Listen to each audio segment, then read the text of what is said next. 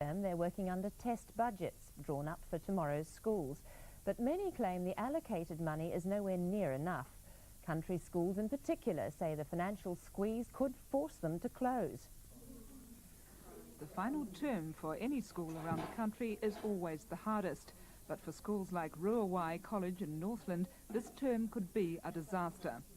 Under the government's test budget for the new tomorrow's school structure, Ruawai College says it will be underfunded by a massive $200,000 and it will just have to turn to the community for help. Because of the significance of the shortfall, we would be asking our community to, if you like, pick up an unfair burden on them. Trying to take $200,000 out of a small rural community, I think, is an unfair request. At worst, Ruawai College could have to close.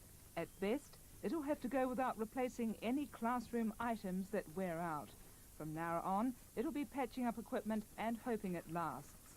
All the good parts that we've built up in our education system over the last 100 years disappear. We will be relying so much more on, if you like, the chalk and talk. Education Minister Phil Goff says if test auditing reveals serious anomalies in the budgets, then the allocations will be topped up. But the opposition spokesperson on education claims Ruawai will be underfunded by 78%, and it's just one of many schools he's hearing about.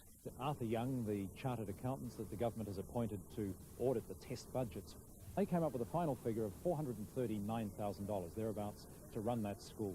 Now, the test budget for next year for that school is only $247,000 in total. We want to have a formula that treats every category of school in the fairest possible manner, does not favour one and penalise another.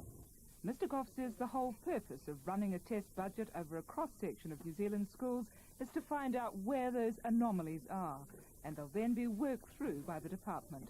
Linda Bartley for the Network News. Calls